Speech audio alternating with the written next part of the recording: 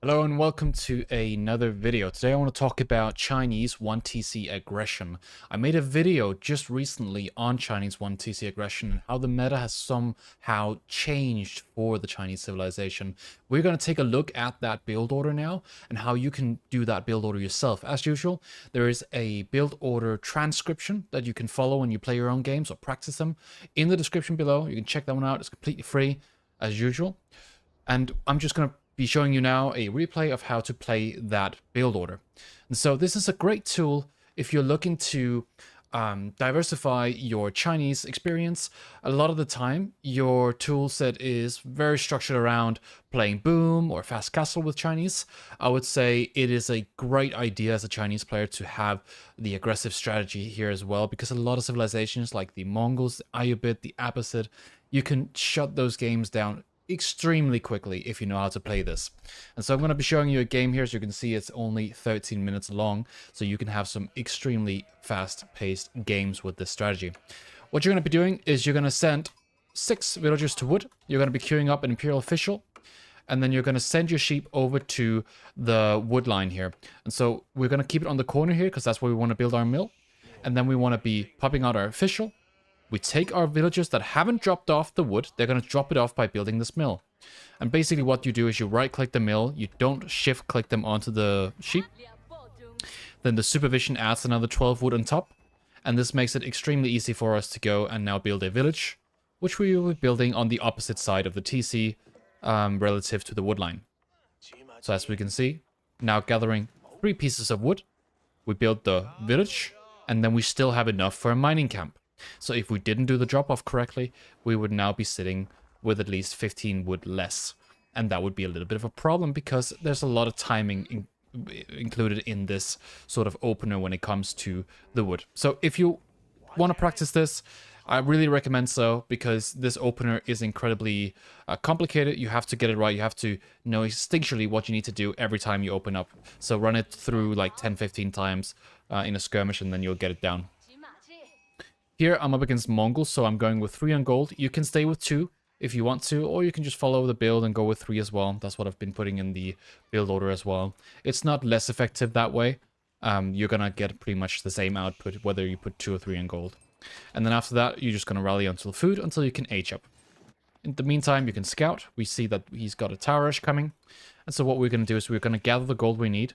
We're gonna go for the tax drop off here, so we have already done that. You can do that at 2 minutes, you'll get 40 gold.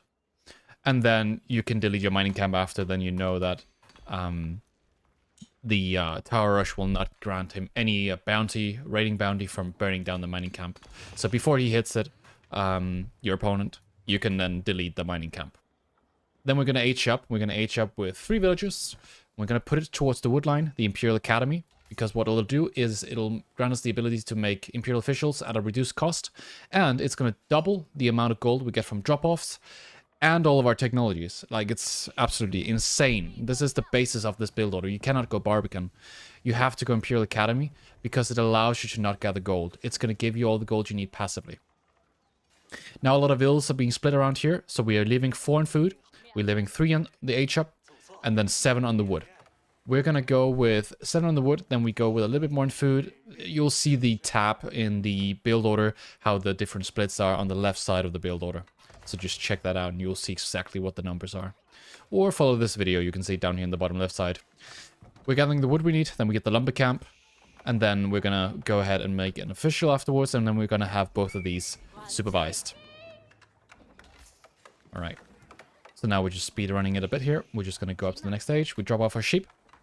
And we know that we've got a tower rush coming. We're expecting it to come either on the gold here or on the wood line here.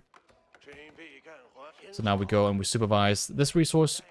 Rule of thumb, always supervise the resource that has the most amount of villages. Because why would you not, right? You get 20% drop off from everything that's dropped off at it. So if you supervise the food, then just know that you're going to get less if you're not supervising this.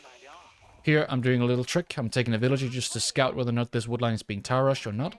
And so now I know that he's got a tower being built here. Alright, I also checked the north side here with another villager. Then I'm building the archer range, and this, again, this tower rush will do nothing, right? Because now we're going to get all of our gold from tax. So every time a villager drops off gold here, sorry, dropped off the resource, we get 2 tax. And so we can just take out officials or have one official just go around and collect all the tax that we need. And then that's going to give us all the gold we need for upgrades. You can run with no gold for the entire game and probably still have more gold than your opponent because of this. Build a archer range at a barracks once you're in Feudal Age, and then you're going to be getting a second archer range, then a blacksmith, and then you go full production. Just start producing as soon as possible, add in more and more production as you start to float more resources. For example, with this early units, if let's say you hadn't gotten this many sheep like I had, you would be able to put out on the deers or on the boar here. I'm going to avoid this tower here, and I'm going to go around it, and I'm going to use the leverage of being in Feudal Age, making units, and not being bothered by this tower, and the delay that it has cost my opponent, and the no value that it didn't grant him, and then I'm going to go ahead and play aggression. So that's the way that I think about this situation right now. A lot of the times, these tower rushes, if they're not placed correctly, or if they're not in the way of you doing stuff, then you can ignore them, because then they will just be a big resource sink for your opponent. Now you might ask, when do I add the Barbican? You're going to add the Barbican when you push. You will add the Barbican to solidify your position when you have taken a good fight, or when you're ahead and you have control around your opponent's base with units. You're going to be making units non-stop from here on out, and then that Barbican will be the sealing, what will you say, move. It's like, seal the deal, put the Barbican on their wood line, they have no wood, now you can raid everything else. Much easier game that way, and it's a really good way to use the Barbican offensively. As you can see here, we're using the archers to push the wood line a bit, to try to get some villager kills. It's a good idea to not lose your units here. Don't try to dive under the wood line too early. You want to build up an army first. If you don't build up an army, you will simply not have units when you have to actually take a fight. And villager kills are not more important than losing units. Not at this stage of the game. If you can get them and you don't lose your units, perfect. As you can see here, it's kind of like the longbow rush. I'm using my scout with that extra vision to look into the wood line and then position my archers in such a way that they can actually shoot into the wood line. Alright. So now we have one archer range, we have one barrack, we have 4 officials, we have a split that is 50-50 between food and wood, and then we get all of our gold from our upgrades, from our drop-offs, and from producing units. So you get 2 gold for a drop-off, you get I think 64 gold from an upgrade, and you get, might be 4 per unit you produce. I can't remember that last one, but those are the numbers. So those are all doubled, so it's 1 gold if you don't have it under the academy, and twice as much if you have it under the academy, and that's for upgrades and everything. Alright, so as you can see, I'm just getting all my eco upgrades, imperial examinations. I've got forestry coming through, I've got horticulture, I've got double broadaxe. We even got wheelbarrow. So all we're missing right now is the blacksmith. The reason I didn't prioritize the blacksmith is because I don't need to upgrade units that I don't have. I would rather want to get units out quick. And then I'm gonna also say, okay, if my opponent doesn't have units, then a blacksmith upgrade is not really gonna matter as much because I'm not gonna be fighting, right? But again, about this time is a good idea to get a blacksmith, speaking of, right? You post 8 minutes, 8 to 9 minutes, it's a good idea to get a blacksmith. If you get it at 9 minutes, it's fine. Because you can use an official, and then you can supervise the upgrades. Always get the +1 ranged attack, always get the +1 ranged armor. Especially the ranged attack is important if you're playing with archers. And then, if your opponent's making a lot of archers themselves, you can start to add in the horsemen. They already have that ranged armor going for them, and so they can be a great meat shield. So when you're running a lot of spears up against a stable, then you can use those horsemen to further tank up some of that archer fire. Ideally, our composition is mainly archers. So let's speed it up a little bit. As you can see here, we're supervising the stable, we're wanting to get a couple of horsemen out, and then we're pulling our vills here, because we know that we're in a good position right now. We're getting our ranged armor, and you can even get textiles here when you're going for these types of pushes here with the Barbican, should you not be able to fully contest. All I know is my opponent's only safety is right here. So what I'm going to do is I'm going to pop a Barbican right here. And you should be doing this in your games as well. Don't be scared to do it. If you have more units than your opponent, then that will simply drag them out of their base, and then you can take a good fight. And so that's a big part of this. You're doing the Barbican just to force your opponent to go out. And if they don't go out, then you have a Barbican. right? It's amazing to have it right here. So now the Barbican's going to go up. We're going to speed up a little bit here. Boom, right. This is annoying for him now, because now our opponent is stuck with a Barbican in his face. He's getting rammed, and all he has is 14 archers. He has a gold here and a wood line down here. So he had to vacate his entire wood line, and when you have to do that, that's a lot of idle time, and I can just keep producing. I have the leverage to do so. And now I'm going to start gathering stone.